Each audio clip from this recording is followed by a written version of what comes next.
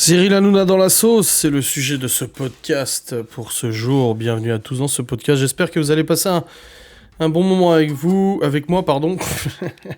Je vous avais demandé l'autre jour sur Instagram de me demander sur quel sujet vous vouliez que je traite des podcasts ou des facecam, mais vous m'aviez parlé du scandale Booba Magali Berda, qui est en fait un drama sur les internets. Si vous n'avez pas suivi, en fait, Magali Berda est propriétaire d'une agence pour influenceurs et influenceuses. Et elle est actuellement accusée par Booba, donc le chanteur Booba, tout simplement d'arnaquer les gens à travers de partenariats, de collaborations de merde, de dropshipping, etc., etc.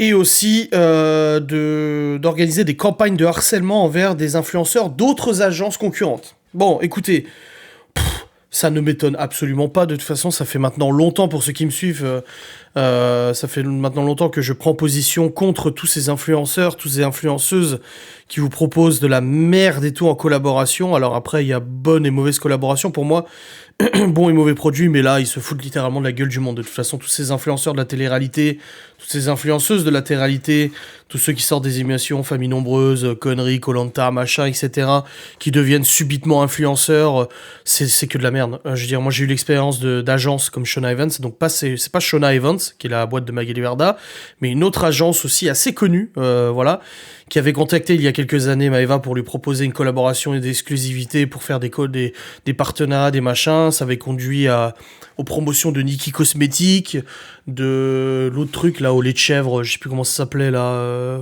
les savons au lait d'ânesse ou de chèvre ou je sais plus quoi, à 2-3 trucs comme ça. Et moi je vais vous dire un peu mon expérience là-dessus. Quand il avait contacté, s'en était suivi une discussion téléphonique et tout ça, pas avec moi du coup, mais moi j'étais là.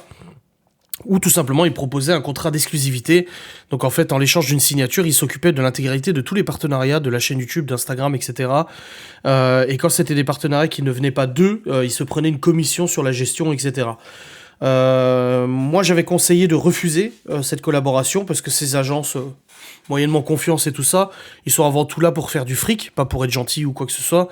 Et quand je voyais ce que ça donnait, c'était encore en 2018-2019, c'était le début un petit peu des influenceurs de la télé-réalité et de toutes ces merdes qu'on voit un peu en story et tout ça, enfin qu'on voit si on regarde et tout ça. J'avais senti un petit peu le truc, la douille. Mais il y avait quand même une collaboration pour Nikki Cosmétiques, d'ailleurs des montants assez importants, 2000 balles par mois à peu près de collab Nikki Cosmétiques, avec parfois de l'honnêteté, parfois un peu moins d'honnêteté et tout ça, mais ça c'est le jeu des influenceurs. Et aussi d'autres trucs, que je dis, je sais plus comment il s'appelle le truc là pour les crèmes là, Pin-Up Secret, je crois, un truc comme ça. Et ensuite, quand j'avais emménagé à Châtel, ils étaient carrément partis pour faire des promotions sur des marques blanches. Alors les marques blanches, c'est quoi? C'est pas du dropshipping, les marques blanches, c'est des produits génériques sur lesquels il est collé un logo. Ça veut dire que c'est un produit que tu vas retrouver chez plein de marques différentes, la même gueule, le même fonctionnement, etc. Mais la marque qui l'achète à l'usine en Chine appose juste son logo sur le carton et le vend du coup en disant ouais c'est un produit révolutionnaire, etc. On va dire que c'est un mix entre le dropshipping et le vrai produit. Donc quand j'ai vu les produits qu'ils avaient envoyés, je les avais regardés et tout, je me suis dit c'est une qualité de merde déjà les produits, c'est de la chiotte totale. Et en plus de ça, on fait croire que c'est un produit révolutionnaire créé par une marque française, machin, etc. Alors qu'en fait, ce ne l'est pas tout. Je crois qu'ils ont un peu abandonné ce système de marque blanche. Ils sont revenus au bon vieux dropshipping et aux belles vieilles arnaques et tout ça. D'ailleurs, si vous voulez approfondir ce sujet, parce que voilà, moi je le survole beaucoup là-dedans. Si vous voulez approfondir ce sujet, je vous conseille d'aller voir les vidéos du Radi Radier qui fait un travail colossal à ce sujet. Voilà, il fait vraiment un très gros travail. D'ailleurs, il a sorti une vidéo il y a quelques jours sur les arnaqueurs influenceurs.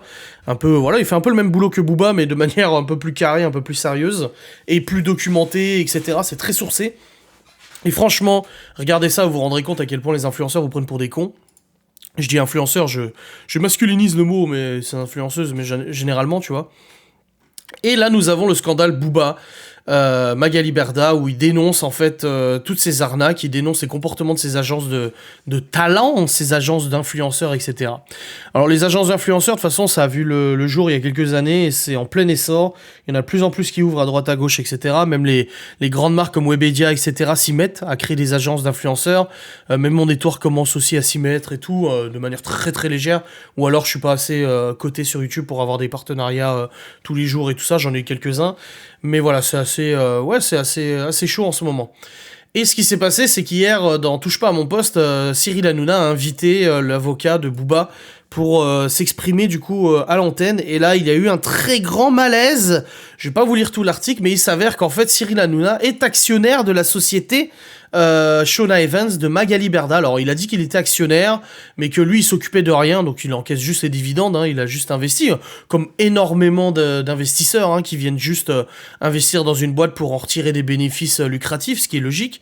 Il n'y a rien contre ça, hein, ça s'appelle juste de l'investissement, plus ou moins intéressant ou tout, et tout. Mais du coup, c'est vrai que Cyril Hanouna a été mis dans une position un peu compliquée dans la mesure où l'avocat a dévoilé pas mal de pratiques douteuses, d'appels au harcèlement, etc., contre d'autres agences et tout.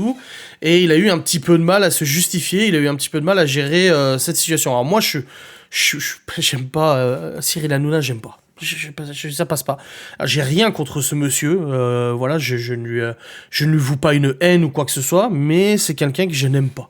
J'aime pas sa gestuelle, j'aime pas sa façon de parler, j'aime pas ses émissions, j'aime pas sa façon de traiter les choses, etc. Ça m'empêche pas pourtant des fois de trouver abusé, comme la dernière fois il a été filmé apparemment dans le sud à bord d'un gros 4x4 Mercedes très cher, et du coup les gens je voyais sur TikTok, ouais, espèce de riche, il se dit proche des gens, mais le mec il a pas volé sa thune, s'il a envie de rouler dans un 4x4 à 300 000 balles, ça le regarde, il fait ce qu'il veut en fait.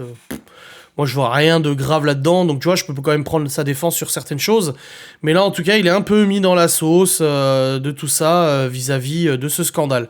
Alors, qu'est-ce que j'en pense ? J'en pense que ça fait longtemps que je vous dis que de toute façon, le cercle des influenceurs, la sphère, la bulle de l'internet, des influenceurs de télé-réalité et maintenant de YouTube et tout ça, est une bulle de façon qui a deux doigts d'éclater, et c'est surtout une bulle nocive d'arnaque, de fraude, de comportement, de harcèlement, de comportement préjudiciable pour les gens qui les initient, etc. Donc je ne suis absolument pas surpris de ce scandale et de ce qui se passe.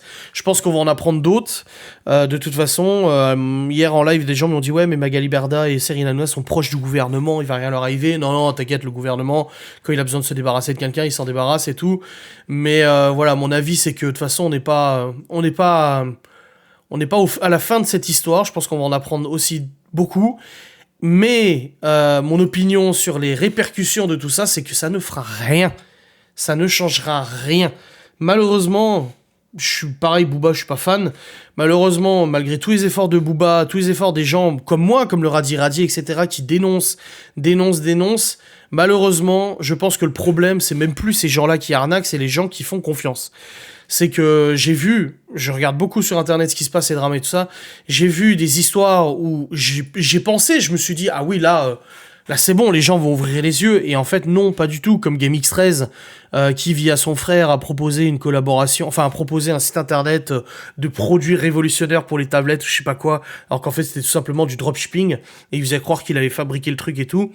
Ça a été dénoncé par de nombreuses personnes, et pourtant, à l'heure actuelle, il me semble qu'il continue de faire des vidéos et que les gens continuent de le regarder. Après, tu me diras, oui, mais même avec les scandales, on a le droit de regarder quelqu'un. Oui, mais visiblement, il continue de vendre, le mec. Il continue de vendre, et c'est ça qui est ouf, quoi. Donc, je suis vraiment... je suis pas très optimiste sur le fait que les gens ouvrent les yeux là-dessus, de toute façon. Je ne pense pas qu'ils vont arrêter de commander pour ces influenceurs et tout ça. Je sais que Laura en suit quelques-unes d'influenceuses, et d'ailleurs, j'ai eu cette discussion avec elle l'autre jour dans le lit.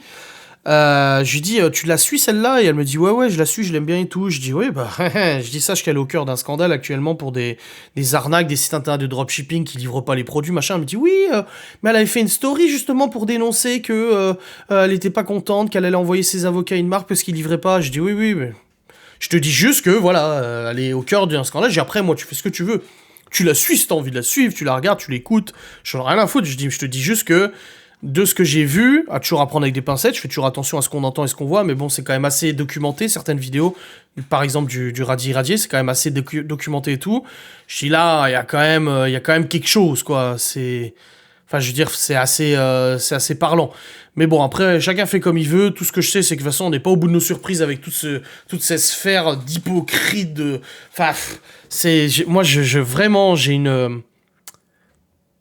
un certain dégoût pour tous ces influenceuses et influenceurs de télé-réalité notamment, et toutes ces agences de merde qui veulent te vendre de la merde et tout ça. Je pense que c'est pour ça que je suis pas aussi bien coté sur YouTube, parce que je dis des choses qui me plaisent pas.